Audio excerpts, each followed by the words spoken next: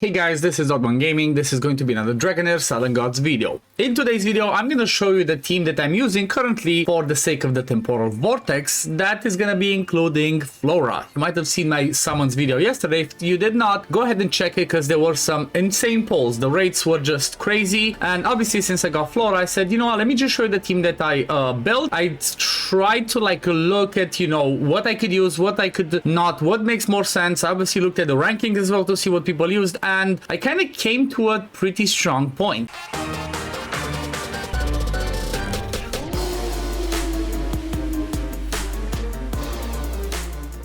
So pretty much the team that I was using before was still a wild team, but it did not include Flora, right? So before I was using my wild and killable team, it was pretty much, let me see if I can find it over here. It was something like this, right? So it was this team just instead of Flora and Casper, which I did not have. I was using Tunnelnon and Erich. Those were the ones that I had, and I pretty much was doing like 20 million with that, and it was just not good enough to compete. However, I managed to pull Flora, and I'm using let me just load the team out, and I'm using this team over here, right? Let's just run it while I'm explaining it. But pretty much the team consists of obviously Felicity. She's still gonna be the #1 in the game, and specifically wild teams are gonna be #1 in the game because Felicity is the only hero, champion, whatever hero, I think they're called heroes, I kind of forget, played too many games, but Felicity is the only one in the game that can bring an extra defense penalty, right? Not only is she gonna be the one that wears the Witch's Remains to land a defense penalty from that, but she also has on her ultimate a defense penalty that she can land that pretty much every single stack decreases the defense by another 2%. It can go up to 8 times or the minimum of 5, so that's gonna be another between 10 and 16% more defense reduced, which is gonna be pretty massive and pretty powerful for the sake of doing damage. And that's why the wild teams or any team that's part of that you can bring a Felicity in is gonna be the best because, like I said, that extra defense penalty is massive. Then we're using Erich, which is kind of a good enabler for the sake of damage for Flora and Casper, and he also has a really cool passive that increases the wild potential to be able to go 2 extra stats higher, which means they're gonna be doing more damage. You can see 12. Normally a wild dice can only go up to 10, but you can see Flora keep rocking the 12. That's because of Erich's passive. Then we obviously have Flora. Now do keep in mind that for Flora I don't have her exclusive artifact yet. In order to get the exclusive artifact for any of these exclusive legendaries, you need to be able to pull a second copy of them and use another dupe of a different legendary so that you can buy that specific artifact. Now, obviously, we're gonna have if I understood correctly, we're gonna have another banner after the Flora and the Lothair one ends, where we're going to be able to get ourselves one of the 6 ones that we choose, right? It's going to be all 6 of the exclusive ones at the end. You can pull any of them, and that's what I'm going to be going for, and I'm going to get myself another copy of Flora so that I can buy her exclusive artifact to make her do more damage. But she's, as you can see, at the top of the damage. And then the last one, the team, which again, it's a really massive damage dealer, is going to be Casper. Now, if somehow you're extremely unlucky and you do not have Flora, Casper can do a really good job as well. Like, look at his damage. His damage can be really insane as long as you time it so that he is the first one to go before everybody else does their hits with the wilds. That's gonna, that's definitely gonna help you ramp up a ton of damage. Now, some of the things that you're gonna see once I'm gonna be showing you for the builds is gonna be something that I forgot his name. Somebody in chat, right? Somebody in my Twitch chat yesterday suggested some specific builds, some specific sets, and that's what I kind of did. And it allowed me to do some crazy stuff, which pretty much allows us to do our ultimates for the wild people, right? For all the fire people, they will be able to do their ultimates every 18 seconds. That's how the damage is gonna be ramping up really well. Now you're gonna see that I'm getting to the 70 stack. I think I survived to like 140 million. It just depends a little bit on the RNG, the healings, the damage, but this team is pretty cool as it allows us to only use one support in Og, and then everything else to be able to bring wild heroes to be able to do as much damage as possible. And this is just a thing of beauty. I honestly did not expect this. I did hear there were some suggestions. I think maybe my builds are not quite there yet, but apparently there's on the Chinese server the best teams were 4 wild people and then was just Adolphus as the support, where you would put Adolphus, the mythic piece of gear that's on the bottom side that allows him to cleanse the defense penalty. But you can see we'll survive up with like almost 100 stacks with just Ogak, which is pretty impressive, right? It's pretty impressive from my point of view. 140 million, considering my gear is not going to be ideal, I'm going to show you, this is pretty good, right? I'm pretty happy with this. Most of the damage, obviously Flora.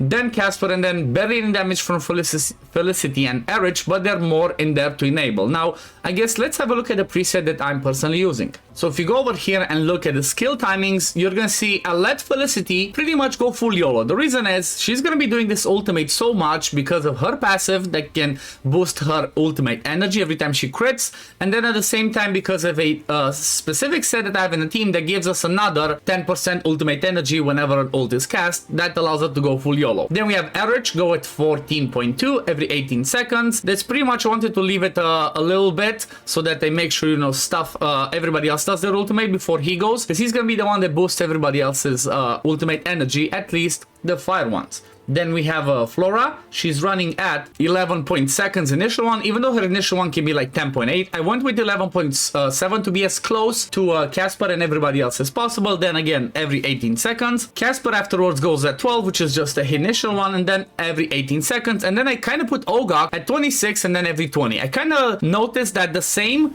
time that he does his stuff as it is for the unkillable team, where it's him and Zephy, it still works over here, because doing the ultimate at 26 means he's gonna be able to block the first AoE, and then at the same time he's gonna also be able to block the single target hit that he will take and not die, because normally he would die from the single target hit faster, as he also has the ancestral protection. But let's go ahead and have a look at the builds, because they're gonna be, again, they're not ideal, but they're pretty much good enough. So if we start with Og, you're gonna see total stats. I mostly focus on his survivability.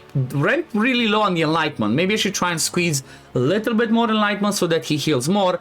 But, you know, that's gonna be something that I will have to test, but I think that's my mistake, first of all, that I noticed. So he's running Ancestral Protection, and then he's also running Solar King's Horn, because he does heal a lot. He heals on the ultimate when it finishes right after the 5 seconds, and then he also heals on his battle skill, because this one can bounce. It pretty much hits the boss, I think, first, and then it goes and hits your allies, which means that this one can heal you, and then at the same time, if you have debuffs, it's gonna dispel those debuffs, the defense penalty, because of his passive. Then obviously I have defense over here. Ideally I should go with proficiency. Do I have one? Yes, okay, let me just straight up change this one, because this is gonna be a lot better, right?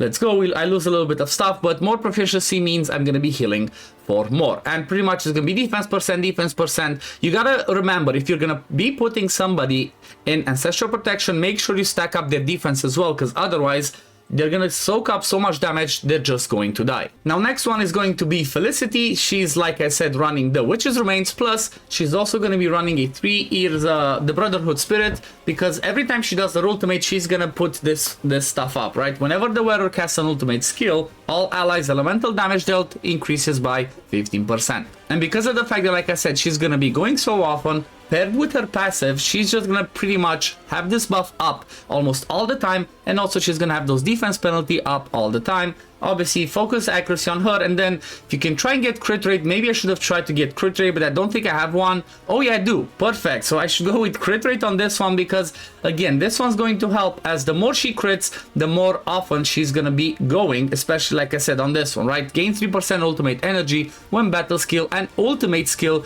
trigger critical hits. This one used to be basic attacks, but I guess, you know what, she's gonna be doing the battle skill and ultimate pretty often, so this is just good enough. Next one is going to be Erich, and he's running that quirky set of Puppeteer, right? So Puppeteer Inspiration gives him accuracy and resist, doesn't really matter. However, the 3-piece effect, when the wearer casts an ultimate skill, allies of the same element gain 10% ultimate energy. Any target can only gain this effect once within 15 seconds, which means you're gonna pretty much get yourself like that rotation to be on in 18 seconds. So this is really powerful, because we have 4 of the same element, which is gonna be the fire. So that's why this is pretty quirky and really helpful. But you're gonna see I focused him with, honestly, this one's supposed to be attack percent. I just did not have an attack percent in Puppeteer, but you wanna boost him as much attack percent as you can. You're gonna see attack percent again. As much as I could find, nothing over here, just one roll over here, because he's gonna run the Dawn Organ Pipe. So this one's gonna give more attack to all the ranged ones, which means Flora,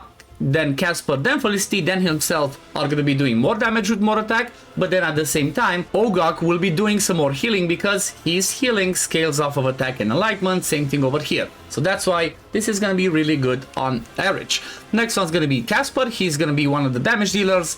Has the Flame Tongue as the artifact because obviously this is going to scale up a ton of damage. Attack percent over here, crit damage over here on this one. And then at the top, I have 2 pieces of mythic artifacts. Fearless Challenge, so he's gonna deal 16% more damage because the Vortex has more HP. And then also the Chaos Symbiosis because there's gonna be 4 of the same school, so he's gonna gain another, I'm not sure if you guys know, let me know in the comments down below, but he's gonna do at least another 18%, he's gonna have at least another 18% attack, or if it counts for him as well, it's gonna be 24. It kind of says like for each ally of the same school, so that means I think it's only gonna go up to 18%, so this is really good. Ideally, I would like to have on the bottom part 2 other mythic ones, especially this one, Strike the Unprepared, because 30% more damage is going to be huge. The problem is I don't have good enough pieces. Honestly, maybe this one, you know what, maybe I should just put that one on Flora instead of this. If I can get an attack percent chest over here, Flora could go with that. I don't, but you know what, this would be a really powerful mythic artifact to just do 30% more damage. Then you're going to see crit damage over here, attack,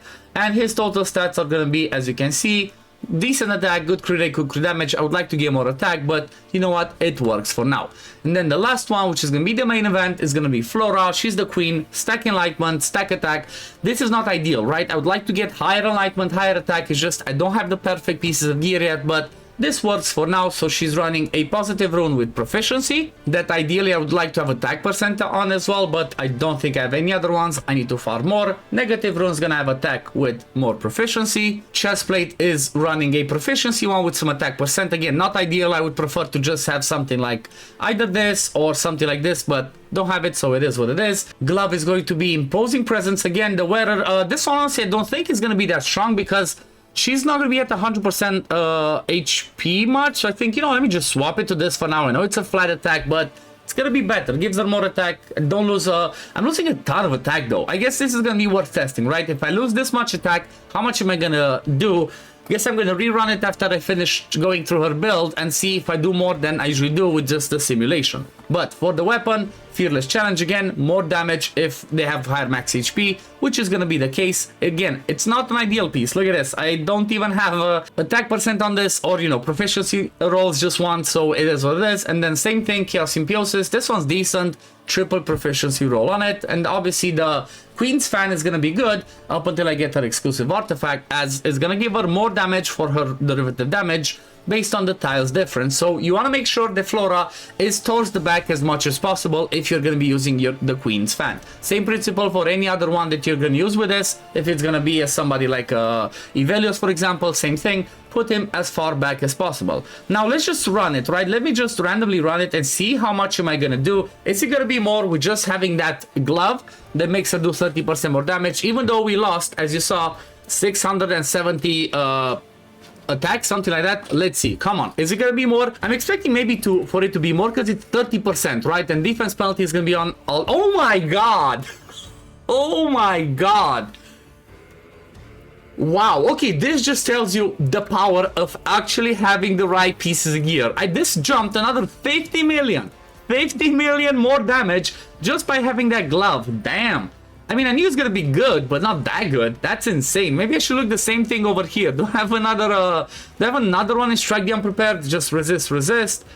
Just a flat attack. Okay, I definitely need to be farming more at the Grave of Curse and Grave of Wrath to get at least 2 pieces for Flora and Casper. But I guess this is gonna be it for today. I hope you enjoyed this video. I hope it's helpful because I'm quite sure a lot of you out there pulled for Flora, as she is the queen of season 1 for damage. Honestly, even in the next seasons, she's gonna still be amazing. So definitely this should be helpful for most of you out there. If you do not have a Casper as well, then just bring another wild hero. For example, somebody like a Tonolan could be good as well as another damage dealer. But I guess we're gonna leave it at this. Thank you for watching. I guess a suggestion, yeah, last suggestion. If you don't have Ogok, you can try and use Adolphus instead, because I've seen some people use that. Just for Adolphus, keep in mind, for stages 3 or higher, because of the defense penalty, make sure you're gonna be using the, let me see, where is it? It's, where is it? Oh yeah, Sky Code Treaty, this one, right? Make sure you use this piece of gear, even though I don't have any. Oh yeah, I do. It's the top one. So this one, when the wearer grants a shield, 1 debuff is also dispelled from the target. This effect can trigger once every 20 seconds. Also, the ideal one is going to be Aurelium Vest for him, because apparently his shields can stack. But I'm gonna leave it at this. Thank you for watching, guys. As always, if you do enjoy my content, don't forget to like the video, subscribe to the channel to see when I upload next, and I'm gonna see you on the next one. Peace, love, take care, everyone. Bye, guys.